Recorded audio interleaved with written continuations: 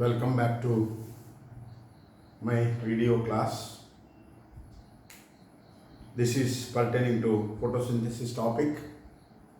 In the last class, we have discussed about the dark reaction, Calvin cycle, and in that one we have seen how the carbohydrates are synthesized during dark reaction, and in that one we have seen regeneration of RUBP, ribulose biphosphate, and from 12 molecules of phosphoglyceraldehyde produced in the Calvin cycle, how many molecules are utilized for the regeneration of RUBP and how many molecules of PGAL are utilized in the synthesis of glucose, everything we have seen.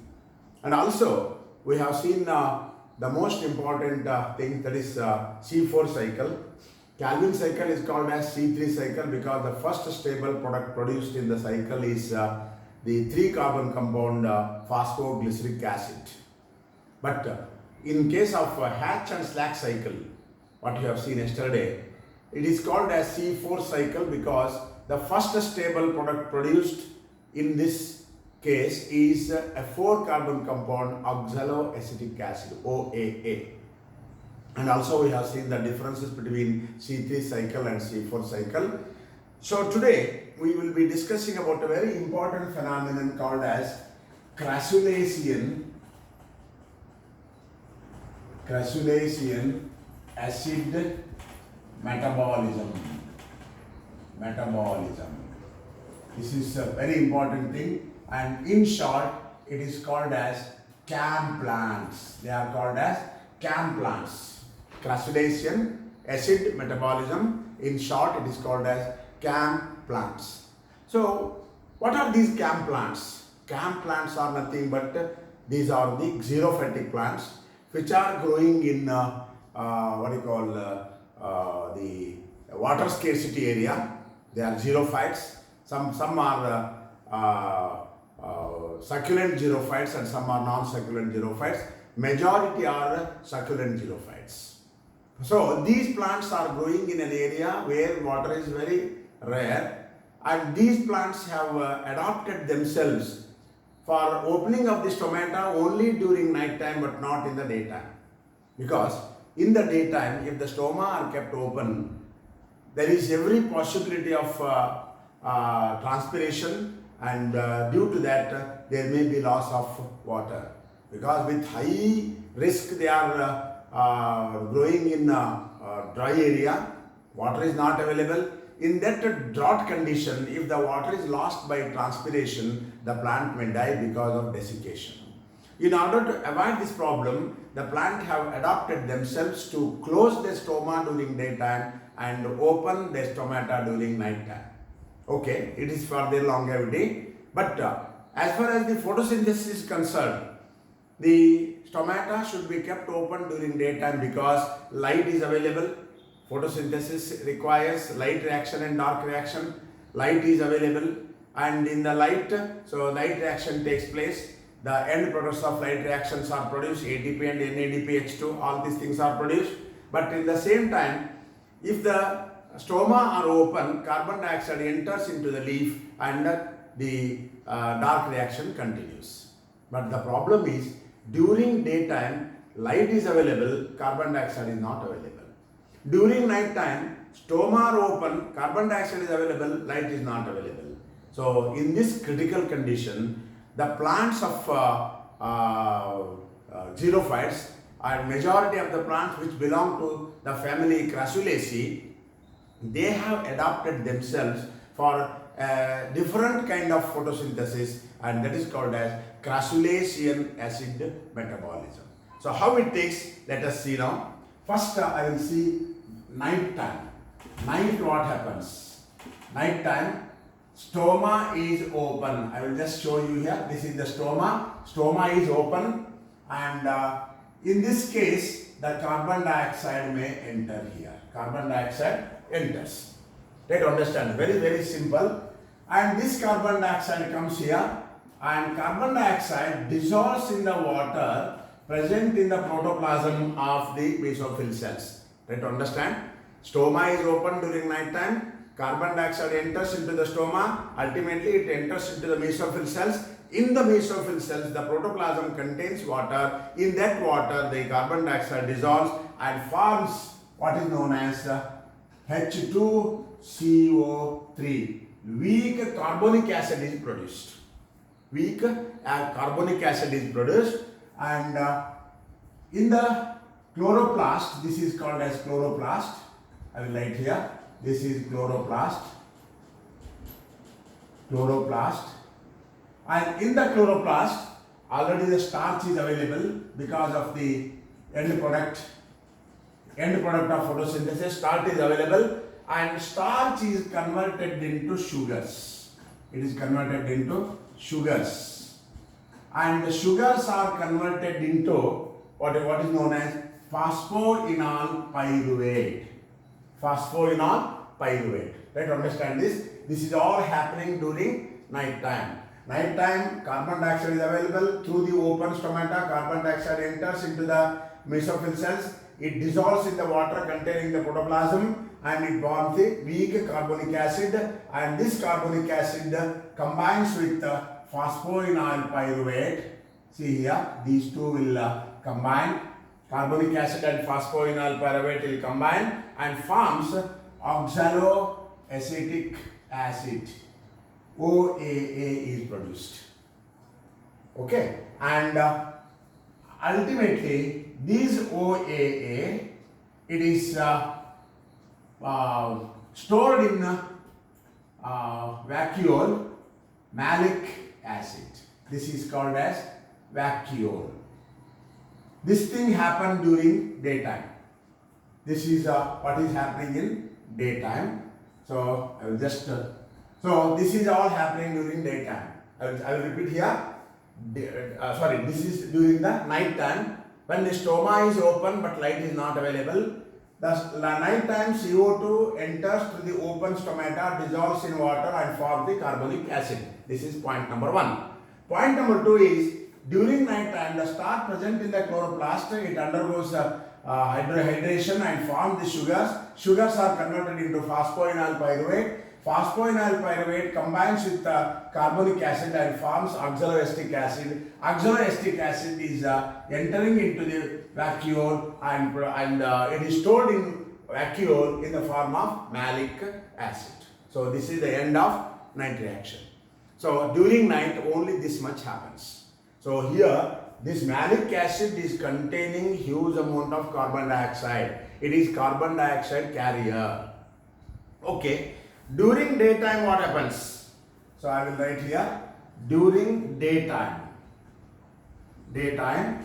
I have not shown the open stomata here. Stomata is not open. And here in the chloroplast, this is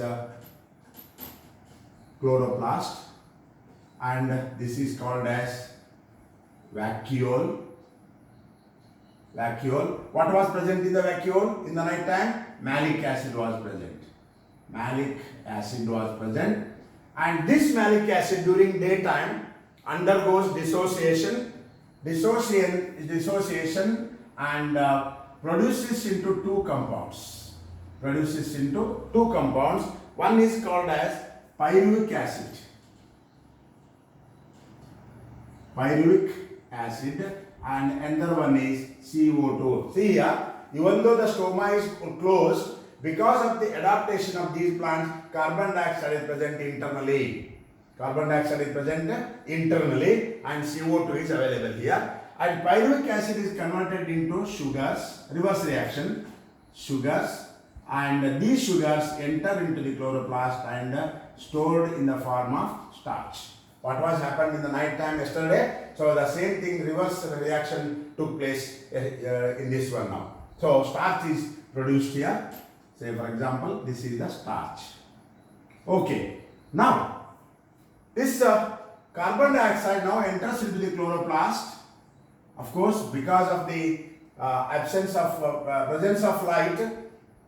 light, light reaction has taken place. The end product of photosynthesis, ATP and NADP are produced because during daytime light is available. light reaction, cyclic and non-cyclic photophosphorylation have taken place, and in this case the carbon dioxide enters into the chloroplast, and in the chloroplast it is taken by RUBP, and it is converted into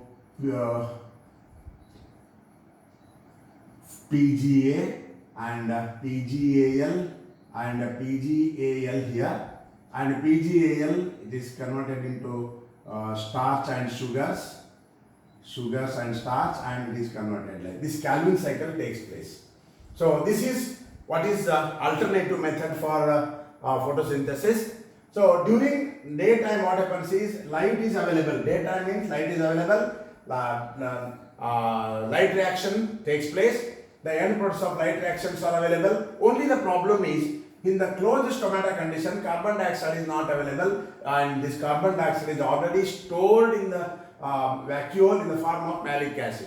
When the light reaction is completed, malic acid breaks into pyruvic acid and carbon dioxide. Carbon dioxide is available, and carbon dioxide enters into Krebs cycle, Calvin cycle, and sugars are produced. So this is known as the alternative method, and that is called as very important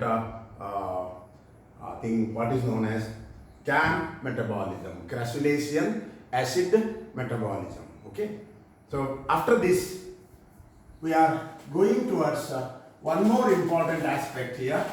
So that aspect is very important. So that is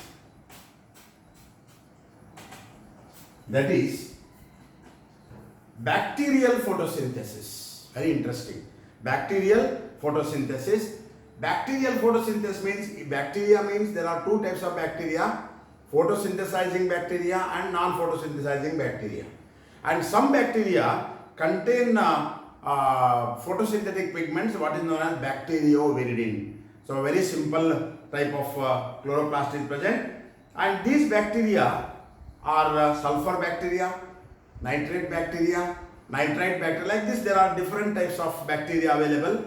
So in this bacteria, what happens is they are also having the chloroplastids, and because of this plastid, they are undertaking photosynthetic activity, and they are taking energy from the chemical substances. So here, for example, CO2 plus H2S. So here 12 molecules of H2S and 6 molecules of CO2 in presence of light. What happens is C6H12O6 plus 6H2S plus 12S. Okay. So why I am giving this formula is, this is the photosynthetic formula. Carbon dioxide, water is not taken here. Instead of water, hydrogen sulfide is taken as one of the hydrogen donor, and because H2S is taken here, water is not taken, so we are not getting the evolution of oxygen. So during the photosynthesis of bacteria, there is no evolution of oxygen as a byproduct. But instead of that, we are observing glucose, 6H2S, and sulfur is remained as a residue. Okay. And in this one, we have seen here that bacteria also absorbing light, and they are undertaking photosynthetic activity. They show cyclic and non-cyclic photophosphorylation, just like higher plants. Now let us see now. So here it is cyclic photophosphorylation.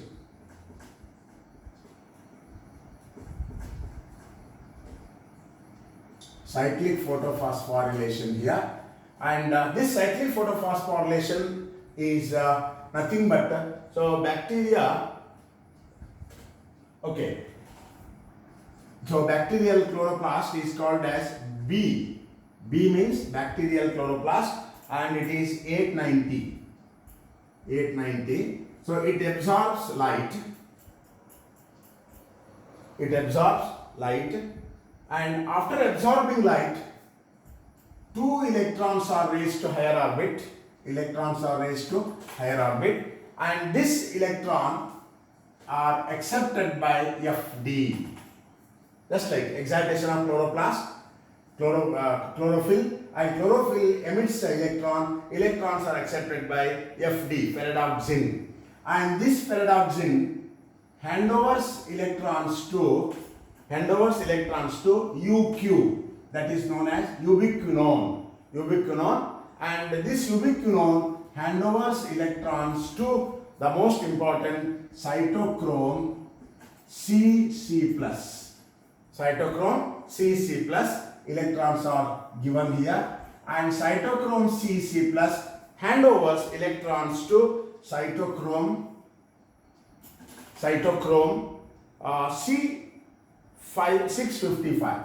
Cytochrome C655, this is the compound available, and cytochrome 665 handovers the electron back to the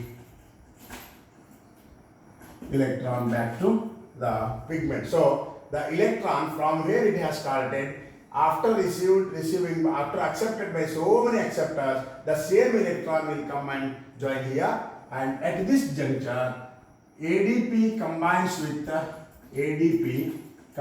with inorganic phosphate. ATP is synthesized. Phosphorylation takes place, and this phosphorylation is called as cyclic photophosphorylation.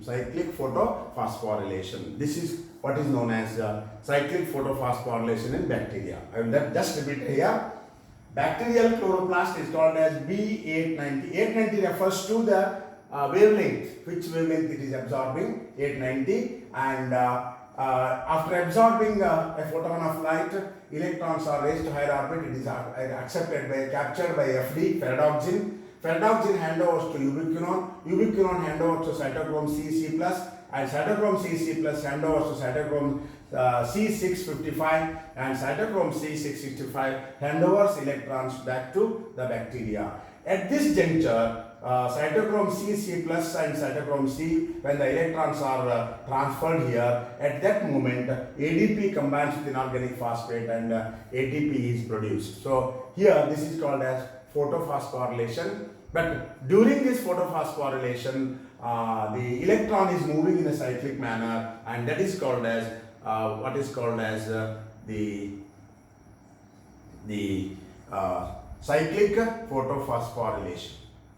cyclic photophosphorylation. And now let us see about non-cyclic photophosphorylation. Non-cyclic photophosphorylation. So I will write here non-cyclic photophosphorylation. So here I will write here bacterial photosynthesis. So B890 as usual, 890 chloroplast, and B890 absorbs a photon of light, and electrons are raised to higher orbit, and it is accepted by FRS, ferredoxin reducing substance, and ferredoxin reducing substance handovers electron to FD, ferredoxin, and ferredoxin handovers electrons to what is known as NAD. Please remember, it is not NADP, it is only NAD, and NAD will not hand over back the electrons to the pigment here. So at this juncture, the bacterial chloroplast is suffering from shortage of electrons. When the electrons are not available, so the bacterium chloroplast is suffering from shortage of electrons. It is highly charged, and in this excited condition, the chloroplast will not survive for longer time. At this moment, for example, in case of higher plants, another photosystem is operating. Photosystem 2 got operated, and electrons are coming here, but there is no another photosystem here. So at this moment, AH2, or say what we call AH2, I am writing a common compound here, AH2 got reduced here. So it is developing into H plus here, H plus, and 2 electrons are liberated, liberated. And these electrons are accepted by quinone. Quinone handovers electrons to cytochrome C552. This is a compound, and these electrons are handed over to the bacterial chloroplast. So bacterial chloroplast got satisfied and it came to ground state. But here this has taken electrons and it has imbalanced, and these H plus will these H plus will come and join here. So this is now producing into NADH2. NADH2 is produced here. 2H plus will come over here, and these 2H plus will come and join, and these electrons will go and join here. So this is known as the non-cyclic photophosphorylation, because during the transfer of electron from quinone to cytochrome C52, so ADP combines with inorganic phosphate and ATP is synthesized. This is nothing but photophosphorylation, because light is involved here. Photophosphorylation takes place, but during this photophosphorylation, the electrons are not moving in a cyclic manner, they are moving in a non-cyclic manner. And this non-cyclic movement of electron is responsible for the production of ATP, and this is called as non-cyclic photophosphorylation. Okay, so this is called as bacterial photosynthesis. I will repeat here. Bacteria are known to undertake photosynthetic activity because bacteria means all bacteria are not harmful. There are harmful and useful bacteria.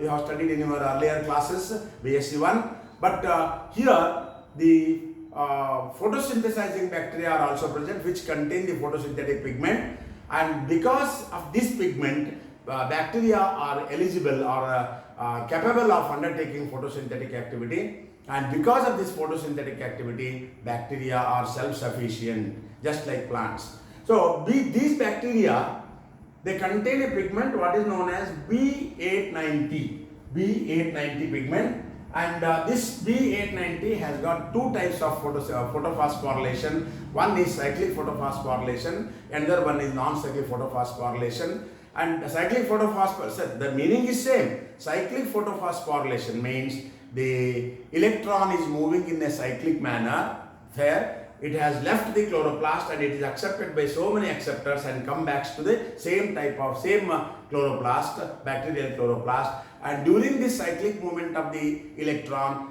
ADP got phosphorylated to ATP. This is called as cyclic photophosphorylation, what we just observed.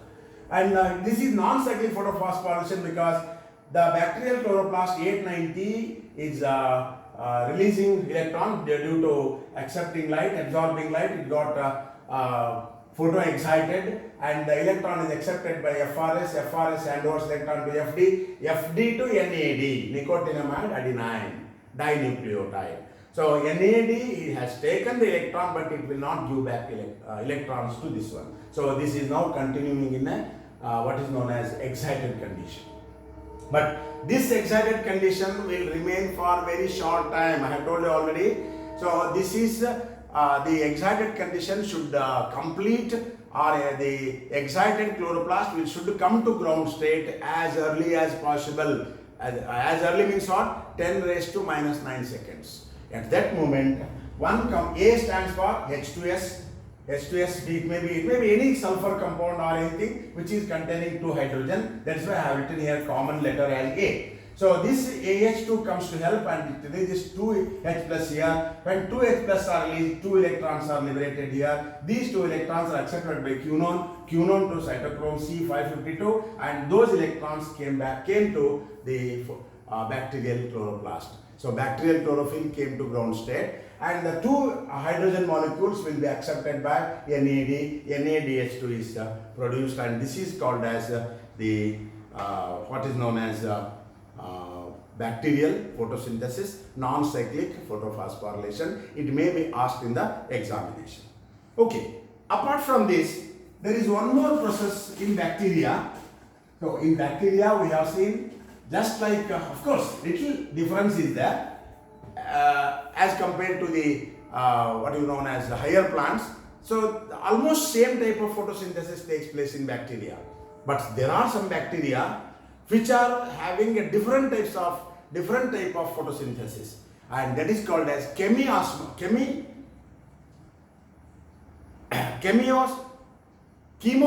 You can call chemosynthesis. That is called as chemosynthesis. What is chemosynthesis? So usually bacteria, they get energy, because for photosynthesis energy is required, and the higher plants and bacteria, light is the source of energy, and because of this energy the photosynthesis can take place.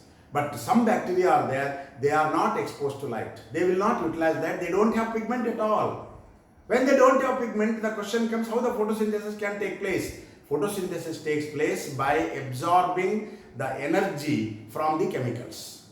Okay, how the chemicals give energy? So as we know already, when some chemical compounds are there, if those chemical compounds are broken, energy is released. So after they break the compounds, what you call the chemical compounds, and when the chemical compounds are broken, huge amount of energy is released, and that energy is used for photosynthesis. They are not utilizing the solar energy, and this type of photosynthesis, what is known as chemosynthesis. So chemosynthesis means chemical energy is utilized for what is known as photosynthesis, and because of this chemical energy, photosynthesis takes place, and this is called as chemosynthesis. Okay, now coming to last part of the photosynthesis, factors affecting photosynthesis.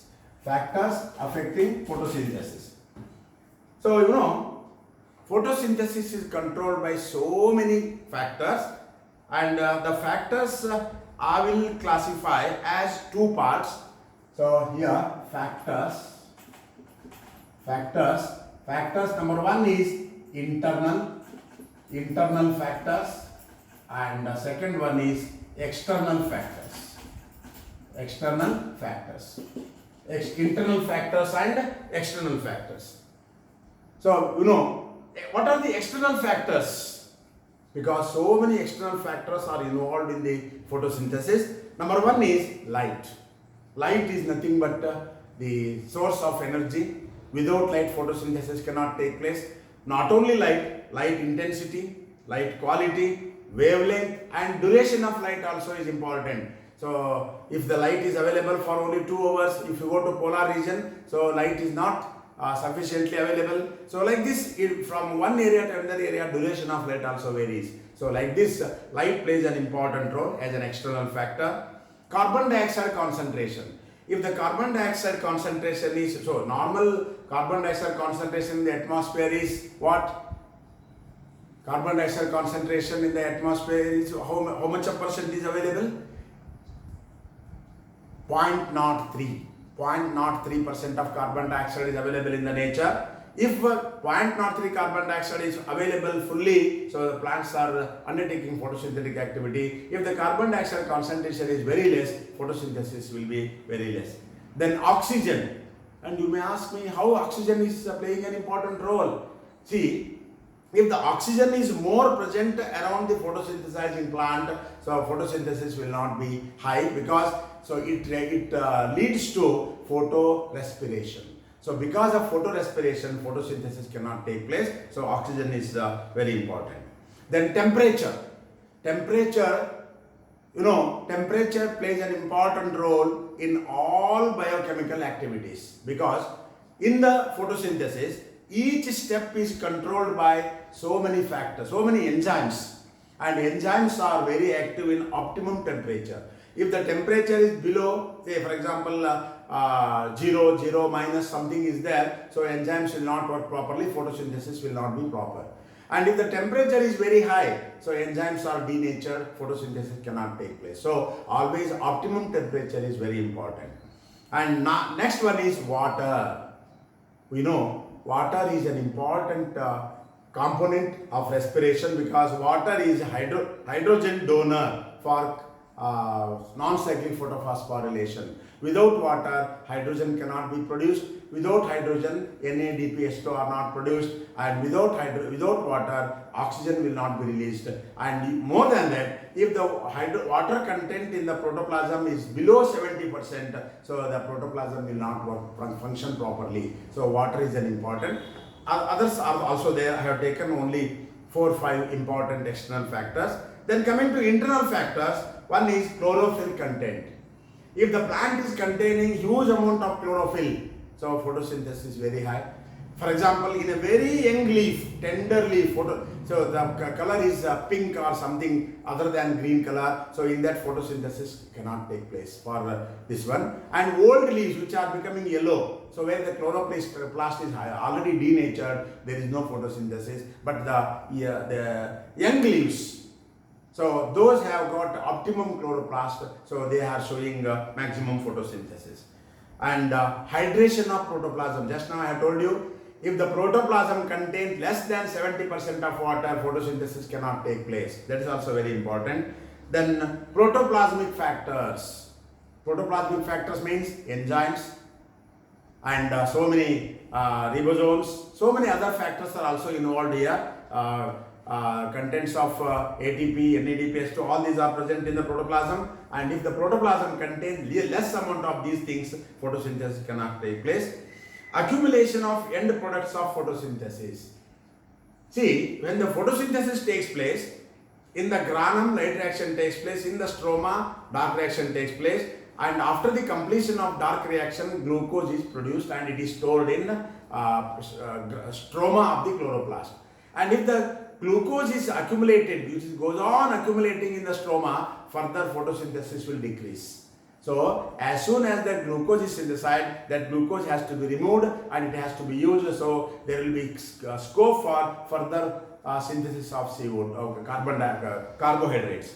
Then age of the leaf. Just now I told, age of the leaf means the leaf age should not be very small, very short, and it should not be very old. It should not be too young, it should not be too old, it should be moderate. Too young leaf will not contain all the requirements for photosynthesis. Too old leaf will not have, because already the things are completed, the chloroplasts are denatured, protoplasmic content has been already reduced. So because of this, the photosynthesis will not take place. Then last one, leaf anatomy.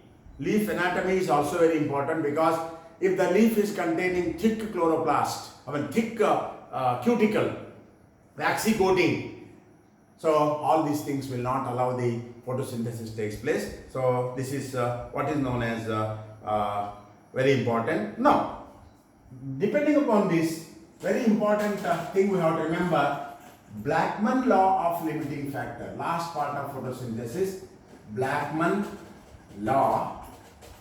Blackman law. You know, F.F. Blackman, who has discovered there are 2 steps in photosynthesis. The same person has given one law here, what is known as Blackman law. It is very simple. What he says, photosynthesis is controlled by so many factors.